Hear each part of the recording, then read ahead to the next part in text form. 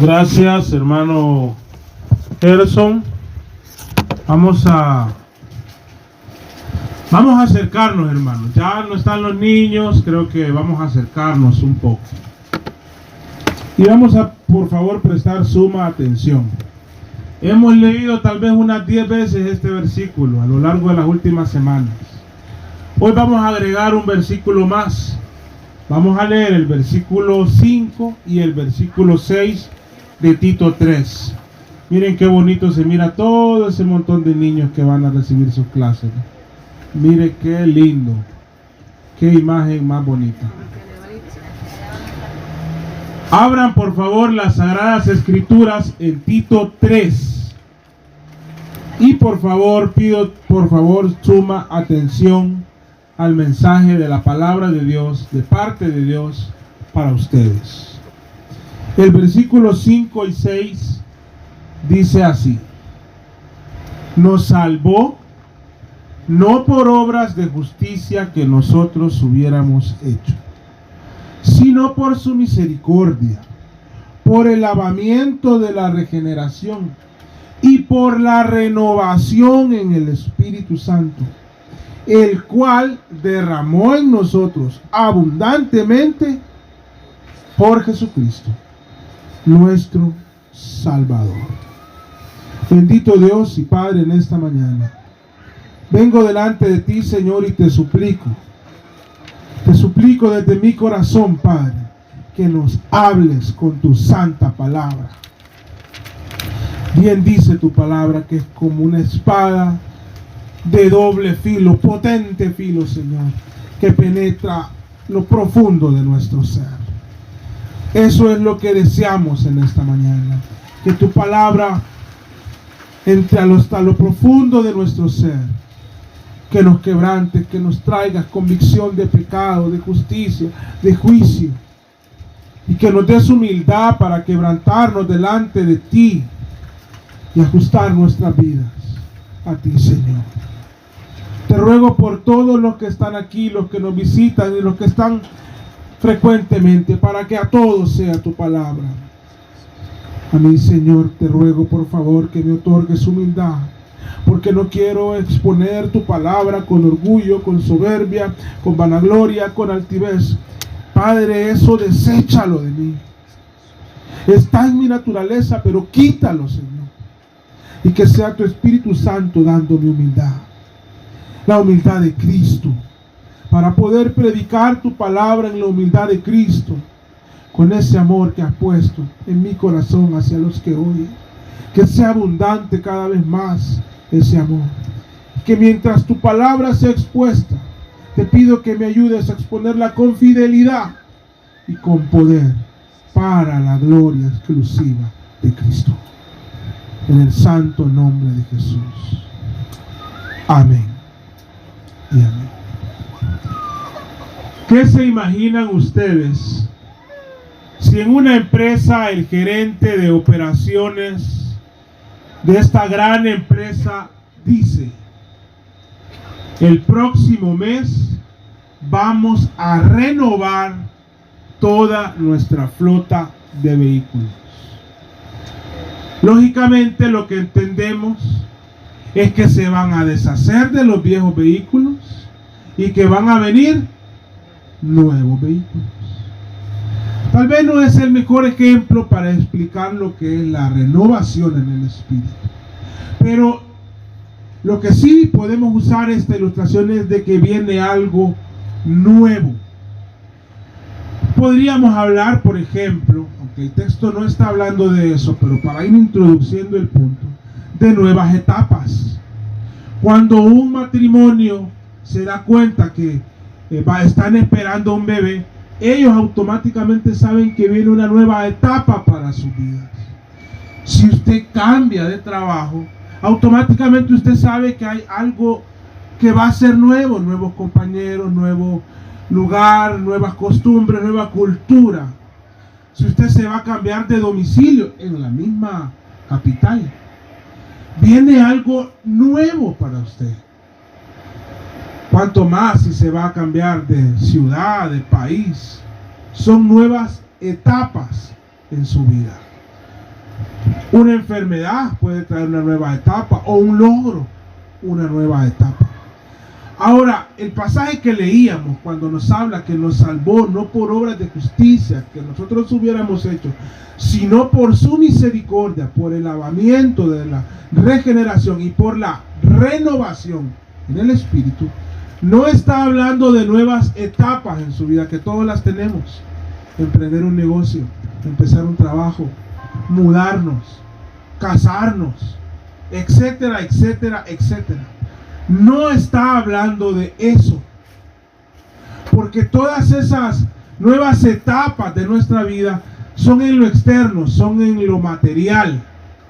Aquí está hablando de una renovación que es en el Espíritu Santo, porque todas estas nuevos inicios, por ejemplo, de mi hermano que va a otro país, o de algunos de ustedes que empiezan a asistir a una iglesia, o que cambian de domicilio o de trabajo, son nuevos inicios, pero no cambian el ser interior. Ese sigue siendo el mismo hombre. Para cambiar no basta con cambiar de lugar, cambiar de trabajo, cambiar de amistades, cambiar de iglesia, cambiar de domicilio, cambiar incluso de hábitos.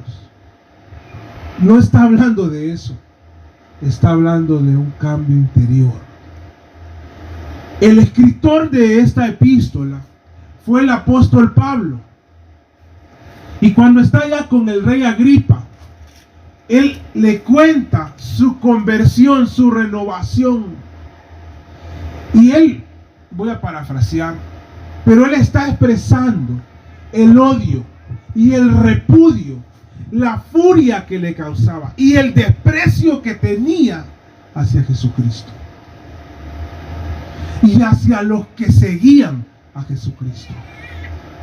De tal modo, dice él, que yo hasta lo da a entender así como que hasta se satisfacía en la muerte de los cristianos cuando morían por causa del evangelio. Él está haciendo memoria de aquel momento cuando a los pies de él llevaron o murió Esteban apedreado por ser un seguidor de Jesús. ¿Qué fue lo que causó en Saulo de Tarso una renovación del alma? ¿Qué fue lo que causó? Y vean lo lindo del evangelio.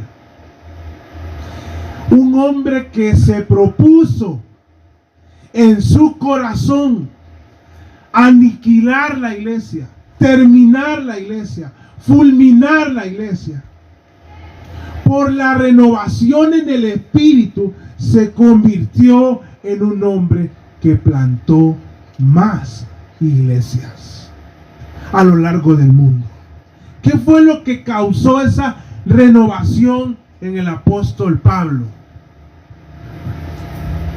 ¿Qué fue lo que él hizo? Pues hermano, él no hizo nada. Él iba a Damasco con poder para encarcelar, para arrastrar, para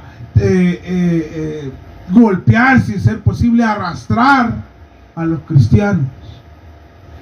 Lo que causó que él cambiara internamente fue que en el camino a Damasco tuvo un encuentro personal con el mismo Jesucristo resucitado.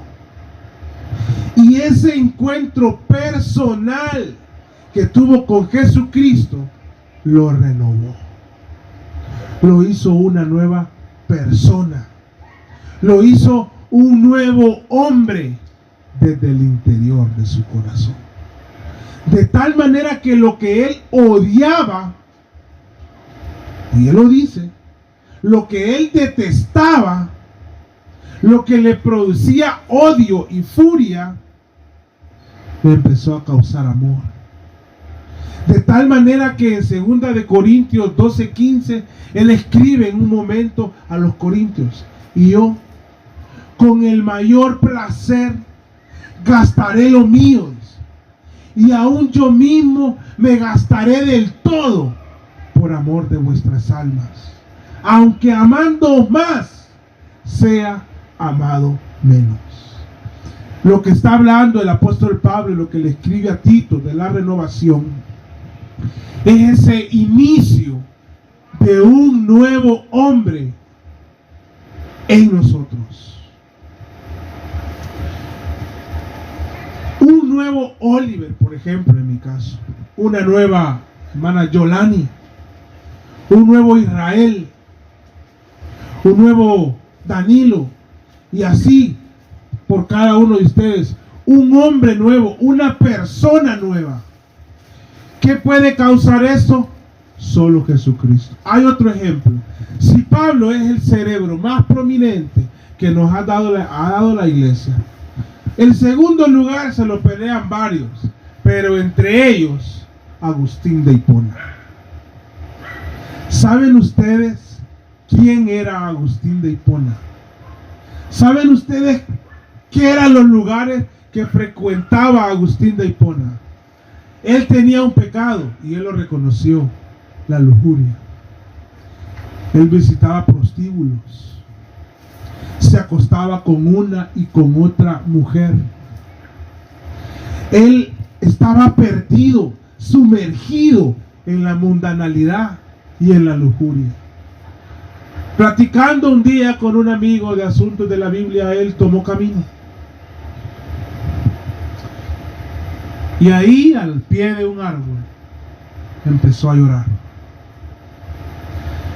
Y parafraseando sus palabras decía: ¿cuándo va a ser el momento que voy a cambiar? ¿Por qué siempre digo mañana? Decía él. ¿Por qué siempre digo mañana? ¿Por qué no puedo hacerlo hoy? Y en ese momento escuchó la voz de un niño. Y el niño que estaba en los alrededores decía que fuera y que leyera. Que leyera. Que fuera y que leyera.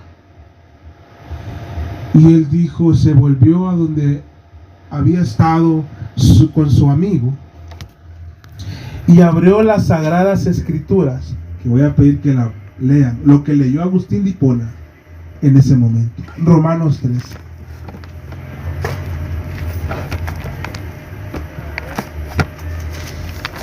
Y dice que fue a las Sagradas Escrituras y leyó Romanos.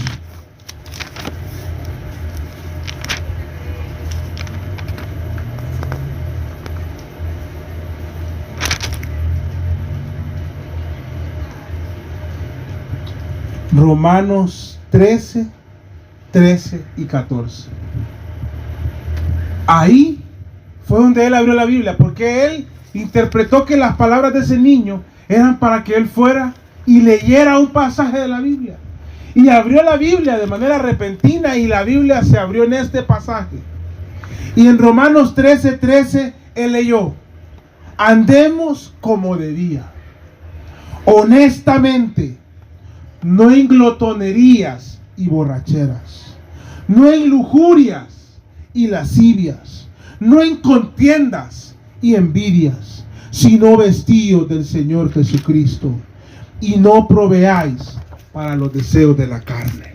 Palabras de Agustín en su libro Confesiones. Él dice: no quise seguir leyendo y no necesitaba seguir leyendo.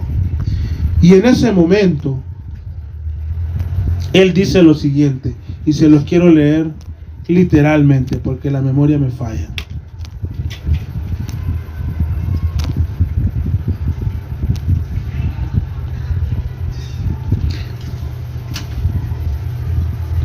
No quise leer más y tampoco necesitaba hacerlo. Por un instante, al llegar al final de aquellas palabras, fue como si la luz de la seguridad inundara mi corazón y se dispersaran todas las tinieblas de la duda. Además, él dijo en otro momento: oh, qué dulce fue para mí carecer de repente de las dulzuras de aquellas bagaletas, las cuales cuánto temía entonces perderlas. Se refería a la lujuria. Tanto gustaba, ahora de dejarlas, porque tú las arrojabas de mí. Tú las arrojabas y en su lugar entrabas tú, más dulce que todo deleite. Oh Dios y Señor mío, claridad mía, riqueza mía y salud mía. Cómo el poder de Dios se manifestó en la vida de Saulo de Tarso y en la vida de Agustín de Hipona. Por el Espíritu Santo los hizo un hombre nuevo. Y podría así seguir contando historias. Se me viene ahora a la mente el gran pastor George Mueller, un hombre borracho que le gustaba el alcohol y que sabía de cosas de la Biblia, pero nunca se había encontrado con Cristo, y un día se encontró con Cristo y es uno de los héroes de la oración de la historia del Evangelio. Aquel famoso misionero que revolucionó las misiones, Adoniram Hudson, él era un agnóstico. Y leer la historia de él es fascinante, porque un día, cuando él se está enfrentando con su crisis de fe en un hotel, pensando qué habrá después de la muerte, porque había una cortina y un hombre se estaba muriendo ahí. Entonces a él lo hizo meditar en la muerte, y ese hombre murió. En la mañana que se levanta y pregunta por aquel hombre, le dicen: el hombre murió. Y pregunta el nombre de este hombre. Había sido su mejor amigo en la universidad y no se enteró que estaba muriendo. Y ese mejor amigo en la universidad era el que lo había guiado al gnosticismo. Y Dios en ese momento como que le mostró que ese no era el camino. Y vino a la mente la predicación del Evangelio que le hicieron varios. Y entregó su vida de tal manera que se fue a Birmania a ser un misionero. Entregó su vida totalmente a Él. Eso solo lo puede hacer el Señor, hermano. Ahora yo les voy a decir muy honestamente a cada uno de ustedes: si ustedes, Dios, no han sido renovados por el Señor, es una necesidad inminente de su vida. Porque sin la renovación en el Espíritu Santo, ustedes están muertos y perdidos en sus delitos y pecados. No hay esperanza para su alma si no han sido regenerados y renovados por el Señor. Está hablando de la salvación. De eso es que está hablando este pasaje. Nos salvó, dice. No por obras de justicia que nosotros hubiéramos hecho, sino por su misericordia, por medio de la regeneración y por la renovación en el Espíritu Santo. Y luego dice: la cual derramó en nosotros abundantemente por Jesucristo nuestro Salvador. Nos está hablando de la operación del Espíritu Santo en la salvación del alma, porque es el Espíritu Santo el que regenera. Mientras usted no sea regenerado por el Espíritu Santo, le guste o no, tendrá una mente degenerada, y no necesariamente en inmoralidad sexual, pero sí debe ser regenerado para ser renovado y ser una nueva persona. Pero cuando está hablando de la operación del Espíritu Santo en nuestra salvación, nos deja algo claro: es por Jesucristo. El Espíritu Santo no va a obrar por otra persona. No va a obrar porque su fe esté en otra persona si ignora a Jesucristo. Puede creer que solo hay un Dios creador del cielo y de la tierra, pero si no cree en la persona de Jesucristo, no será renovado. Nadie puede ser regenerado sin creer en Cristo.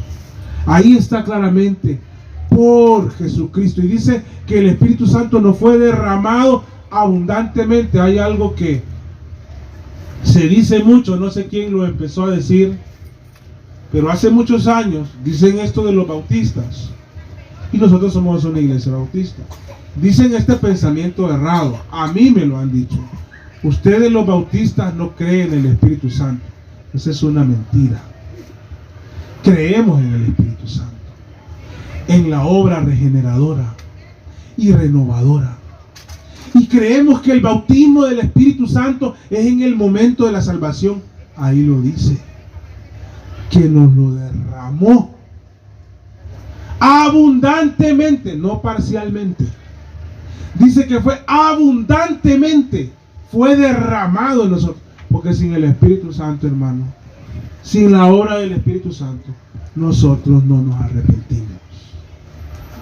Nuestro orgullo, nuestra soberbia, la altivez de nuestro corazón o nuestro orgullo que nos hace creer que tenemos la capacidad de tener todo bajo control y que nuestra vida está bajo nuestro control y que todo lo tenemos en orden, no nos va a dejar nunca arrepentirnos de nuestros pecados. No soportamos a veces que nos digan que somos pecadores, pero es lo que somos. Solo por la obra del Espíritu Santo en la vida del ser humano es que el hombre procede al arrepentimiento, porque ha sido regenerado y ha iniciado de nuevo. Y aquel hombre que le gustaba tener una botella de cerveza, ahora le gusta tener la Biblia en la mano. Y aquellos que se gozaban en trasnochar en un montón de cosas, ahora quieren ir los domingos a la iglesia y doblan sus rodillas. Ahora quieren cantar alabanzas al Señor, porque han nacido de nuevo y han sido renovados.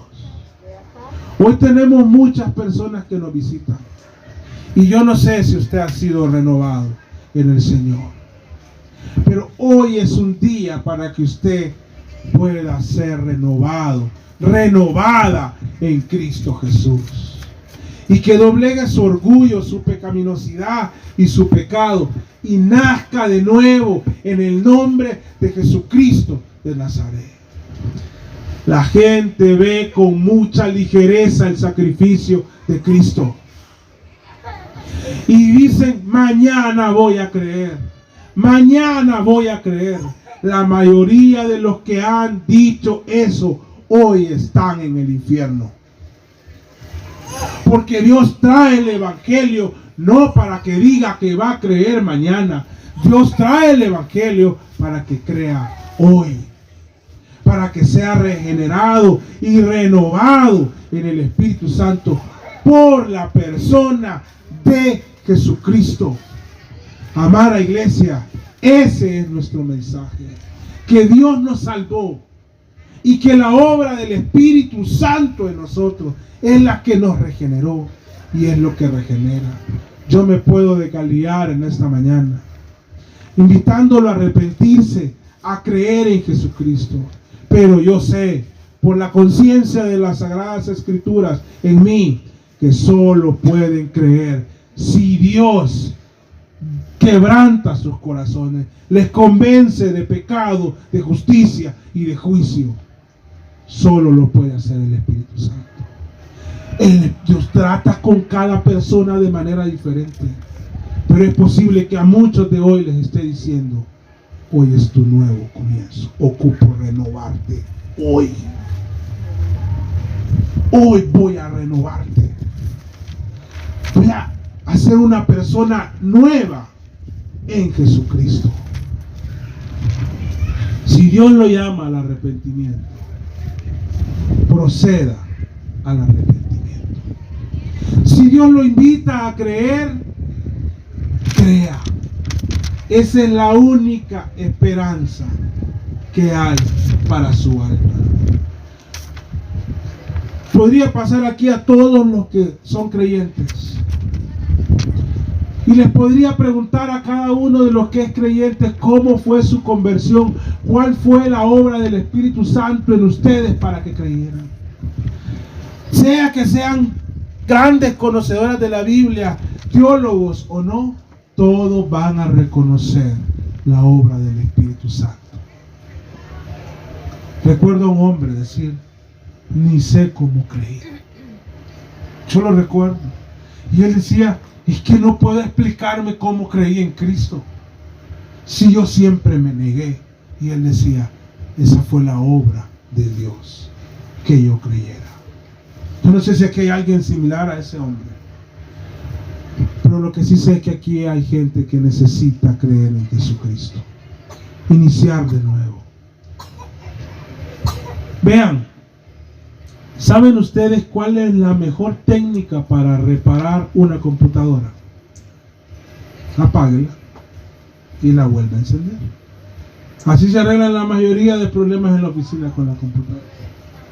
Tal vez no es el mejor ejemplo, pero eso es lo que Dios quiere en ustedes. Apagarlos para encenderlos con la luz de Cristo a una nueva persona. Yo les invito en el nombre de Jesús de Nazaret que vengan a Cristo hoy. Volvamos al pasaje que nos ocupa. Leámoslo de nuevo, ahora con un entendimiento un poco diferente, para hacer algunos apuntes. Tito 3.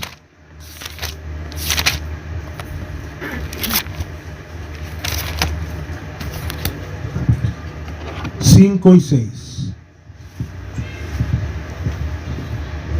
Y siempre me gusta recordarles a quienes se está refiriendo Pablo cuando le escribe a Tito. Se está refiriendo, cuando habla de nos salvó, se está refiriendo a los mismos que se refiere cuando dice nosotros también éramos, en el versículo 3.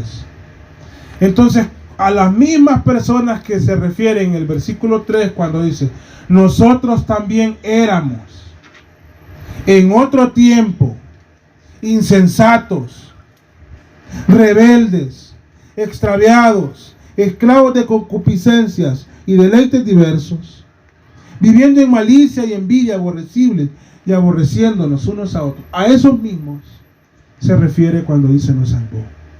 Pero antes de decir nos salvó, él dice, pero cuando se manifestó la bondad de Dios, nuestro Salvador, y su amor para con los hombres, nos salvó. No por obras de justicia que nosotros hubiéramos hecho, sino ¿por qué? Por su misericordia. Sin la misericordia de Jehová no seríamos salvos. Si Dios no fuese misericordioso, todos nosotros arderíamos en el infierno desde ya días. Por su misericordia y por el lavamiento de la regeneración y por la renovación en el Espíritu Santo, el cual derramó en nosotros abundantemente por Jesucristo, nuestro Salvador. Y dice, pasaje del próximo domingo, para que justificados por su gracia, viniéramos a ser herederos conforme a la esperanza de la vida eterna. Estimados hermanos, platiqué con un pastor hace unos meses. Y además de pastor es mi hermano en carne. Y me decía que estuvo predicando una serie, preparando acerca de la muerte. Y hablamos acerca de la muerte. Y le contaba yo cuando yo me acerqué a estudiar más ese asunto de la muerte. Fue cuando murió mi mamá. Quise aprender más de la muerte. Y hablábamos que las culturas tienen diferente entendimiento de lo que pasa después de la muerte. Ahora, ¿qué dice la Sagrada Escritura en cuanto a la muerte? ¿Saben qué le dijo Jesús al ladrón que estaba muriendo a la par de él? Hoy estarás conmigo en el paraíso. ¿Saben qué dice Hebreos? Porque está establecido para los hombres que mueran una sola vez, y después de esto un juicio. Hay vida después de la muerte, pero hay vida para los que han sido regenerados y renovados por el Espíritu Santo. Para los que no han sido regenerados y renovados por el Espíritu Santo, no hay vida, hay muerte eterna, es decir, separación eterna de Dios. Solo aquellos que hemos sido, por la gracia suprema de Dios, regenerados en Cristo, por su Espíritu Santo y renovados por el Espíritu Santo, por nuestra fe en la persona de Jesucristo, quien se sacrificó en nosotros por la cruz, murió y resucitó al tercer día. Para nosotros hay vida después de la muerte.